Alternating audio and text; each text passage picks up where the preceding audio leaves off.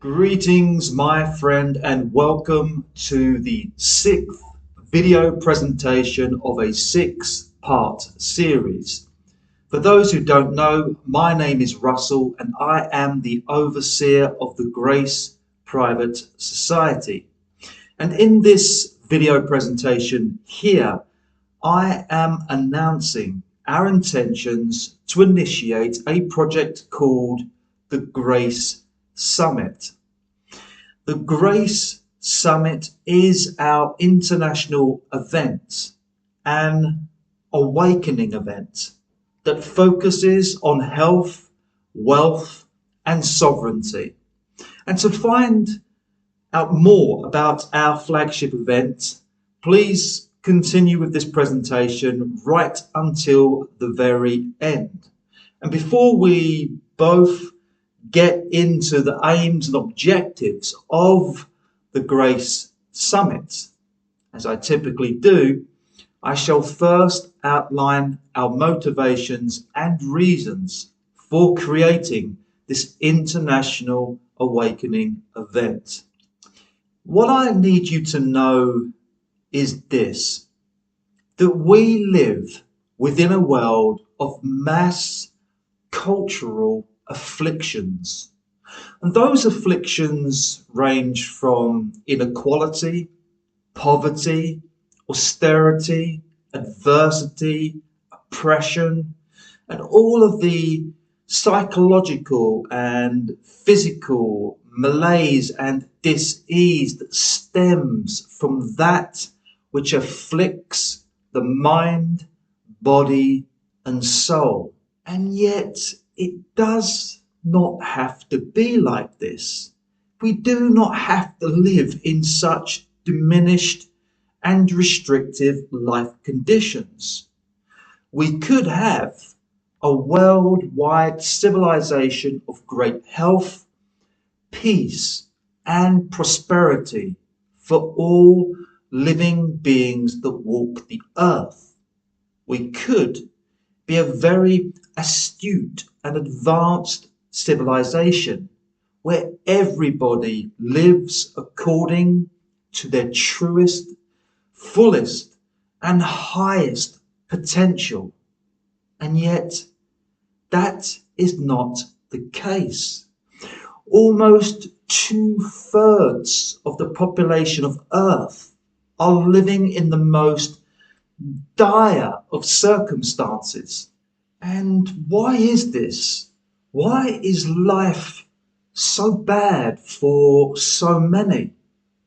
Well, first and foremost, all of us live in accordance to how much money we do or do not have. We have constructed a world where money has become the means. Money has become the means to create, to trade, to travel, to express oneself, where one's expression is limited to one's financial means. And unfortunately, our national economies are subject to a rigged and corrupt and failing banking monetary system that has resulted in mass inequality, where a few enjoy financial success and expression. For many, life has become a stressful and detrimental experience. Life has become one of hardship, and that's because most people are struggling to survive in this failing banking monetary system that has reached a financial crisis of soaring inflation and devaluing currency. This financial crisis of soaring inflation and devaluing currency means that the cost of living keeps going up and purchasing power keeps coming down, and incomes and wages stagnate. Where most people are having to work harder and work longer hours, and doing so just to make the ends meet and stay afloat. Where billions of people worldwide are living from hand to mouth, whilst unable to rise above such dire circumstances. And yet it does not have to be this way. If we had a fair and balanced banking monetary system, everybody could live with abundance. Even so, what use is having everything when you don't have enough time to enjoy it?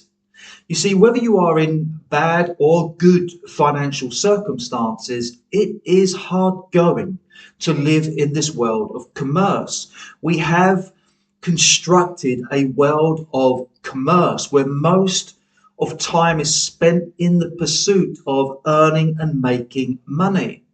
We have become slave-like people that have been entrained to work hard and be successful, and thus we have become money-orientated and work-centric. And of course, there's nothing wrong with a little bit of hard work. Striving forward to achieve things can be very rewarding. Yet no amount of achievement, money or materialism will ease the pains of being caught within a lifestyle of trappings, where one is locked into that relentless cycle of working just for the sake of working without much rest and no balance, working to service the bills, the debts, and the taxes that are required to keep the gilded cage intact.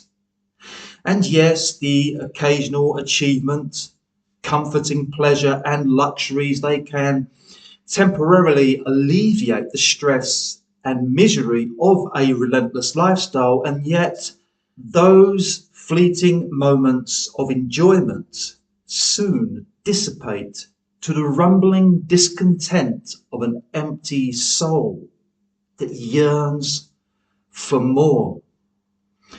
Everybody in this world is looking for more because they are living in a world that promotes the fear of not being or not having enough. From the affluent to the impoverished, everybody is driven with a fearful need or greed for more money, in which to get the things that one needs to live, in order to quell the fears of not being or having enough. And we are all slaves to this money-making world of commerce, as we hurry and scurry along to earn and spend what we can to survive or thrive. Money has become a malignant blight on the conscience of humankind. From the moment that we awake to the moment we go to sleep, money is always on the mind. For some, it is the worry of how much they don't have and need.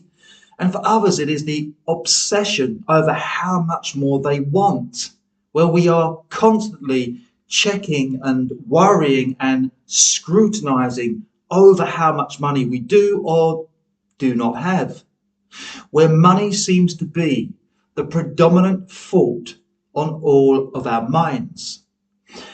Perhaps the most insidious fault is that money has become a dominant force that affects the quality of our life. Over recent years, the life conditions for the majority have got worse. More and more people are standing on the breadline whilst living on a knife edge, wondering if they will make it to the next payday, fretting over how they will get through the next month, the next week, or the next day even. And so many people live with an impoverished mindset, a mindset of fear and scarcity that drives them to become so focused on work and money that work and money has taken over their whole lives, where extreme work ethics has become a necessity for most, because most people are entrapped on a hamster wheel of chasing the money, chasing the carrots, juggling the debts, and servicing the endless obligations. They are on a hamster wheel and stuck in circumstances when nothing changes, whilst busy rushing to their deaths, all of which equates to a restrictive and diminished life. And we don't have enough time or enough money. The clock is always ticking and the bank account is always depleting. And so we must keep going and keep going at it strong. We must do more and more because we want to get on top of things. We want to get in front, because somehow once we are, then we will no longer be behind on things. We are no longer in panic and stress mode.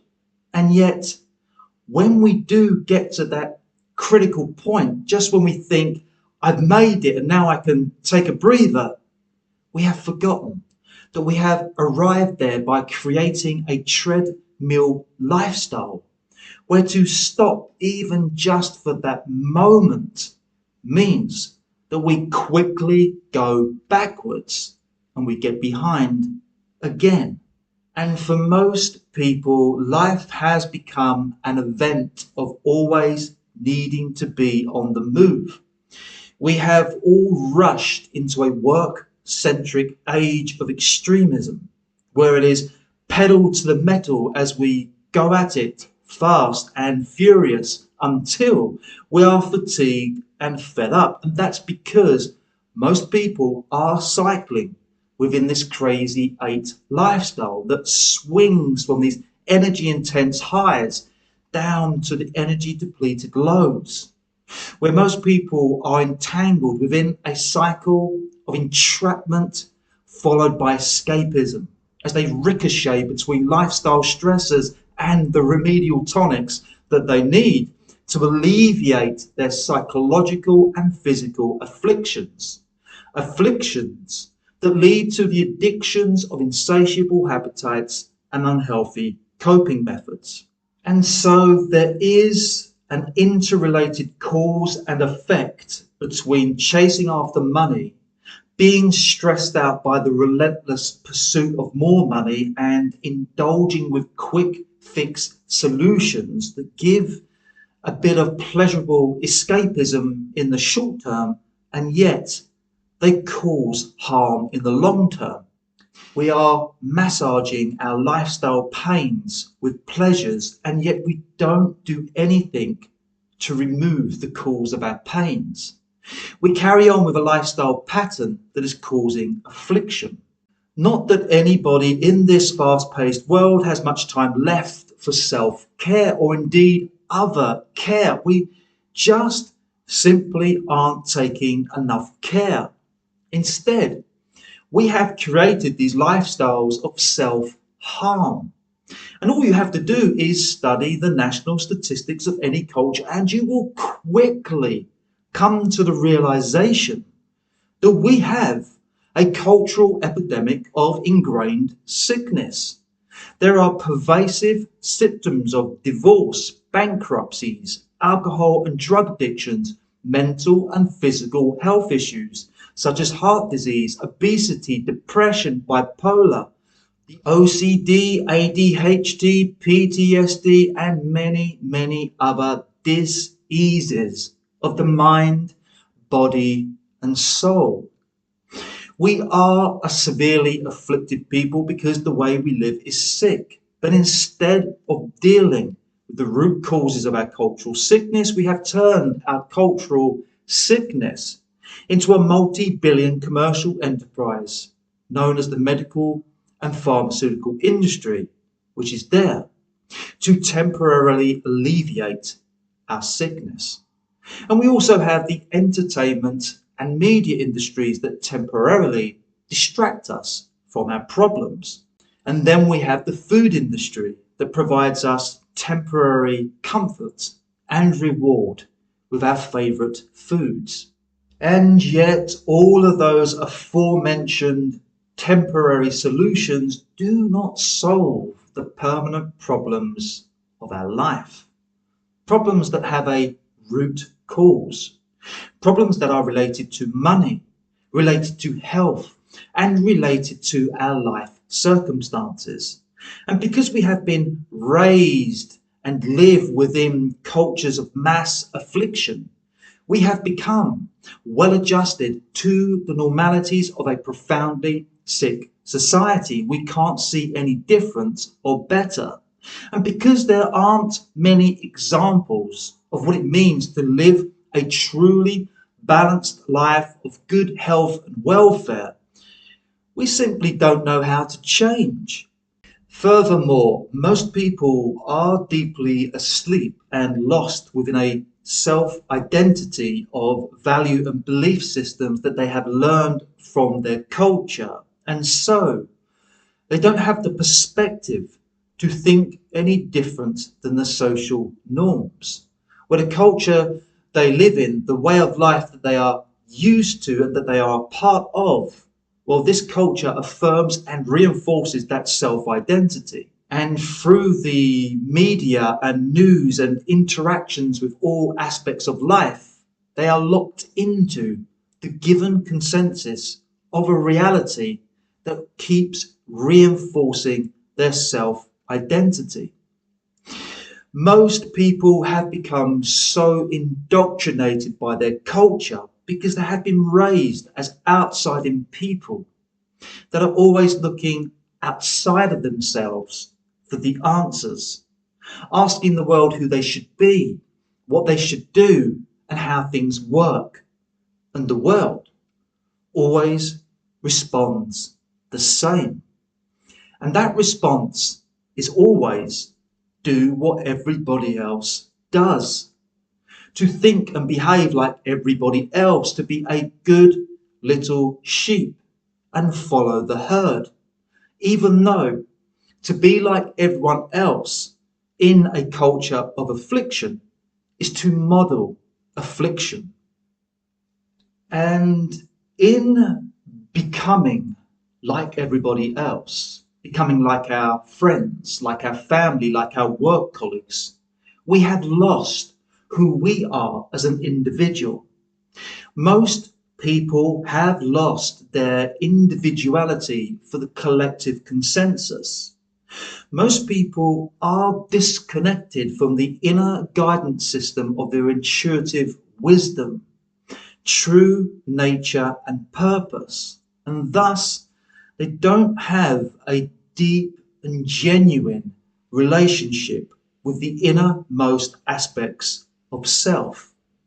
Instead, they are lost boys and girls, lost within a social mask, lost within a self-identity that has been shaped by the consensus of their culture, where they have been influenced by a culture of affliction. And that given consensus does come from our schools, institutions, governments, libraries, parents, friends, work colleagues, and anything or anyone else that we passively or unconsciously agree with, mimic, and follow. And we are all just going along with what everybody else says and does. We are blending in with the cultural similarities rather than breaking out from the mold to make a bold and striking difference. Therefore, I must ask, were you born to be like everybody else? I don't think so. I think that we are all born to be different. We are all born to make a significant change to this reality. And yet, sadly, we all abandon who we truly are at a very young age and start chasing after these socially engineered ideals of what life should be. And we do so oblivious to the fact that our culture has supplanted these ideals into our minds since birth. Most people have manufactured ideals that are foreign and false to their true nature. And that is why a lot of people feel deep down that there is something not quite right about their life and indeed this reality. In fact, there are a lot of things wrong and deeply disturbing about this reality, a reality that keeps revolving and does not evolve. Collectively, we are stuck in a reality that is stuck on repeat because the entire culture is projecting back and forth the same ideals. We are mirroring each other, but with slightly different variations.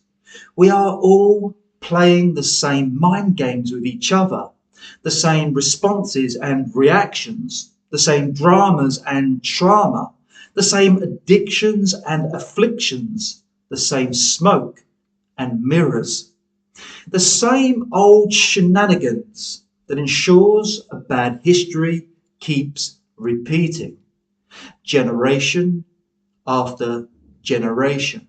We have all become lost and we are trying to find ourselves within a world that is lost. We have all been working against our own true nature. And because we have all created these lives and do these jobs and cultivate these relationships and have many experiences that do not feed or develop our true nature, but instead harms who we are, we suffer immense psychological and physical pains of living a fake and forced life. Many people in this world have reached a point where the affliction has become so uncontainable and unbearable that they are now facing the apocalyptic consequences of living a life that has been a monstrous lie. Apocalyptic means revelation, the uncovering of. And what's being unveiled to us as individuals and as a collective are all of the ghastly atrocities, hypocrisy, deceitfulness, ugliness, falseness, wrongfulness, evils, shoddiness, and immoralities of what we've done, who we've become, and the world that we've created. And because most people are not standing in the full strength and power of their true nature, will and intent, they are impotent and ineffective. They are limited and diminished because of a sense of uncertainty, unknowingness, and helplessness. Most people just don't know how to deal with, cope with, or get beyond the limitations and fears they feel inside and that they experience in the world out there.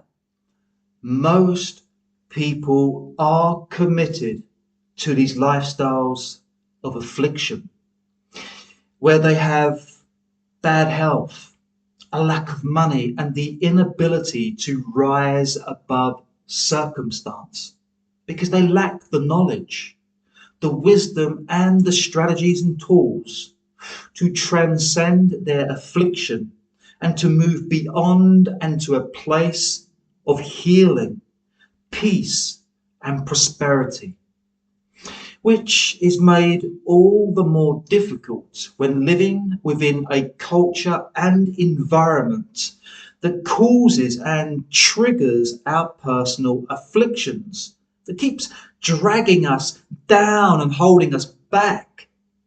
Because sadly, our cultures are marching forward in ignorance and arrogance, where the collective insanity and suffering of how people live will amplify. And we will be caught within its turbulence, where our life and livelihood is dependent on a culture of pervasive sickness.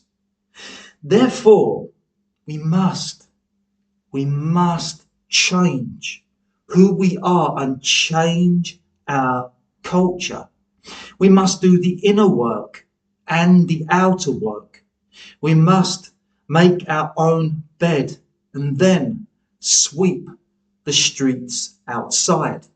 We must take care of the self and take care of the others. And so, if we truly want to remove our afflictions, if we truly want to live a better life for ourselves and for others, where everybody within our cultures are thriving in good health and welfare, which makes for a prosperous and pleasing culture to be a part of, then we must change course, change our ways, and pursue a better future. But how? In a culture that is so accustomed to affliction and blinded and constrained by dogma, who could we possibly turn to for the answer and solutions? How can we start to live greater lives within a world that seems to be getting worse and more degraded?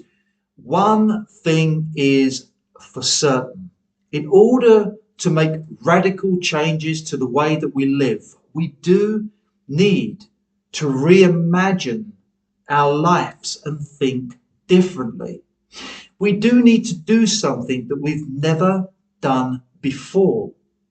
And we can't do this from a mindset that has created this world of affliction that we live in.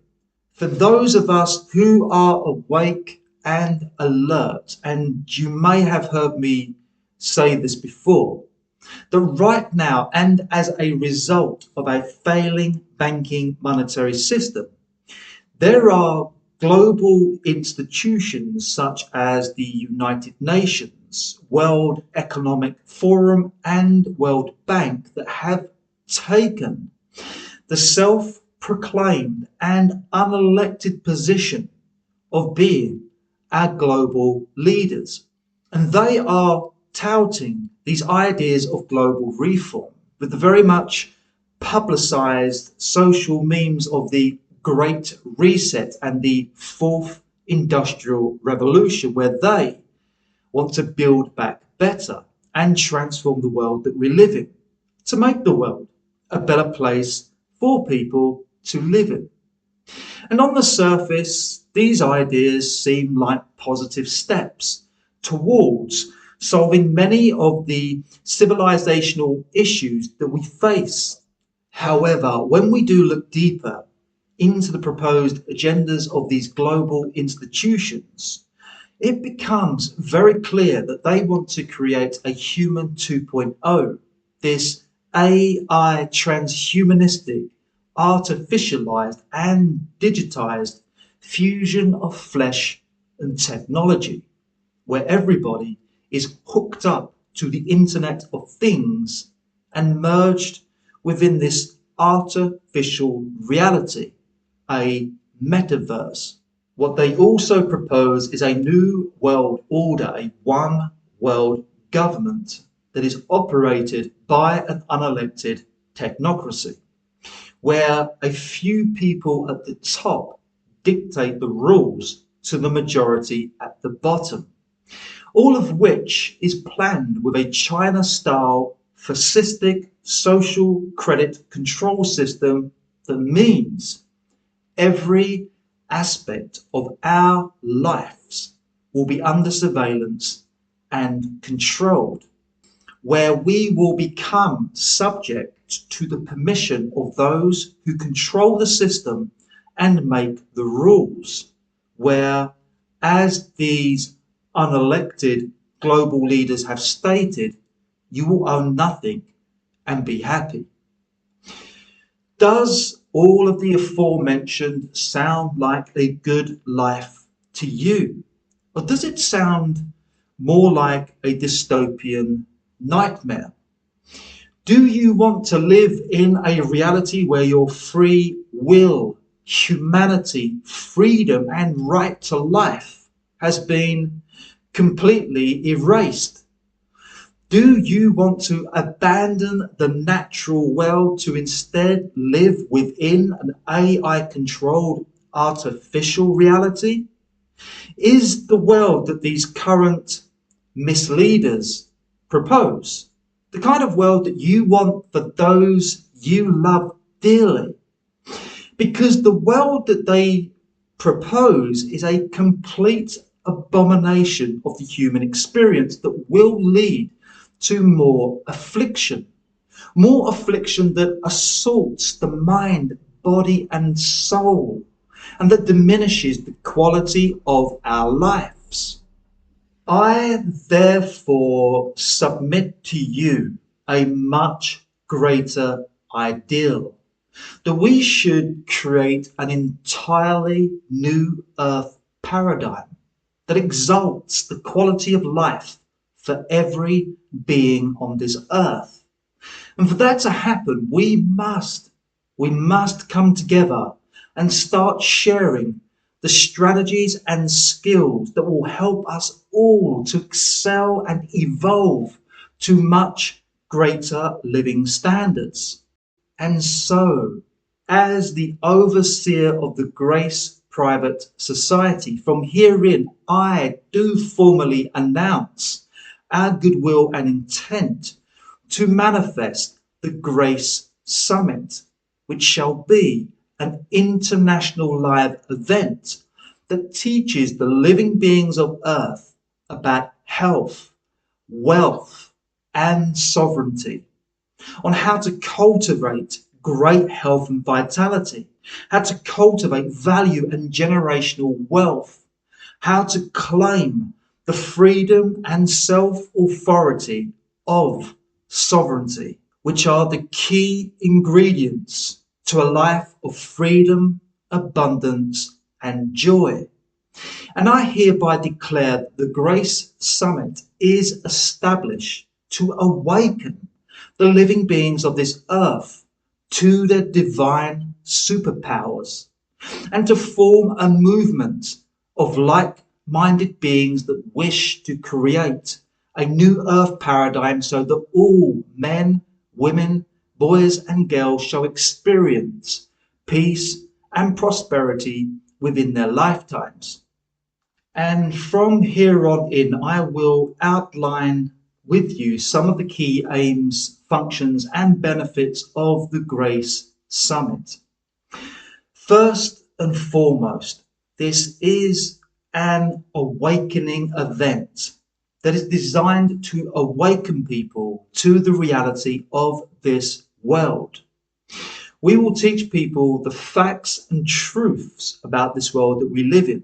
And this includes providing knowledge about the culture, commerce, religions, science, laws, nature, and all other forms and disciplines of the Logos, the Word, such as astrology, psychology, physiology, ecology, and many other Logos. We aim to awaken people with an holistic understanding of this reality, so that they can safely navigate the world and cultivate a life that compounds in the results and value of wisdom. At the Grace Summit event, we are awakening people to their true nature. We are guiding people to their spiritual blueprint and unique life purpose. We are teaching people how to discover and align with the divine attributes, and how to harness and develop their innate acumen, talents, strengths, and skills, so that they can fully unleash the indomitable willpower of their true nature, guiding people how to create an authentic and creative life, and how to connect with the joyfulness and vitality of who they truly are, developing behaviors that feeds and brings alive their beingness. And one of the critical components of thriving in life is great health. And so at the Grace Summit, we are teaching people about health. We will teach people about the true functions of the human avatar. We will teach people healing protocols that detox the body from illness. And we shall provide illness preventions and cures. And we shall teach people about psychology and psychotherapy in which to resolve traumas, addictions, and afflictions. We will teach people self-care, nourishment, and lifestyle methods that support great health. With great health being the foundations of well-being, we can then utilize our vitality and strength to create a magnificent lifestyle. And so at the Grace Summit, we shall also be teaching people about wealth. We shall guide people to align with the full power of their true purpose. The true purpose of being a creator, an innovator that generates immense value. We will teach people how to become self-generating and self-responsible creators of real value that generates multi-generational wealth. We will teach people about estate structures, value creation, income multiplication, capital preservation, value and asset protection, compounded wealth, and secured inheritance. Everything that creates financial security, financial freedom, and financial abundance. At the Grace Summit, we will guide people on how to generate wealth within their lifetimes. And an essential part of health and wealth is sovereignty. Sovereignty is to claim full standing and status in this world, which is to freely operate within this world and do so free from the limitations and regulations and restrictions of governments or any other authority that seeks to diminish the freedom of life and expression. We will teach people how to create the protection and privacy of a private estate and how to operate within this world, but not of this world, and how to conduct business and personal affairs with self-authority and self-determination. And so I, acting as the overseer of the Grace Private Society, do give both the official seal and sanction and hereby decree the goodwill and noble intent to initiate the project Grace Summit. The Grace Summit will be an international live event that gives proven solutions and ongoing support that guides people to make transformative breakthroughs in the areas of self-development and life optimization, and where people will be able to create a life of peace and prosperity, and where people will become the full expression and power of their true nature. The Grace Summit is a showcasing event where the world's best minds, most renowned experts and successful practitioners that are the masters of health, wealth and sovereignty will enlighten and educate people with the wisdom and skills that they need to achieve the same life-enhancing results. The Grace Summit will be a planetary movement of like-minded beings that form a co-creative alliance to create a new Earth paradigm. A new earth paradigm that is created from the principles of earth care, people care, and wildlife care, where we are doing the greatest good for the greater each and the greater whole. And now that brings me to the end of this presentation. Thank you. Thank you for taking the time to be with me. And if you would like to know more about the Grace Summit, if you feel this is an event that you would like to get involved in, there are plenty of opportunities for you to do so. The Grace Society is always welcoming to like-minded souls that wish to create and provide for the betterment of all of humanity and for the earth itself. And so I give you an open invitation to join us, to join the Grace Private Society and to become part of our team that is creating this new project. Or indeed, you may be interested in the other humanitarian and environmental projects that we are working on. So please do not hesitate to reach out, contact us, and learn more. And perhaps we can find a way to collaborate on terms of mutual benefit. Until then, please do check out the other projects that we are launching. Please do peruse our website and official documents to gain a better understanding of who we are and what we do.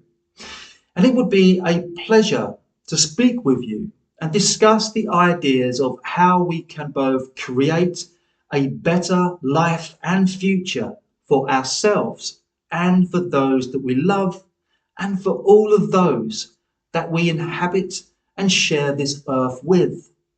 Until then, my best wishes to you and yours.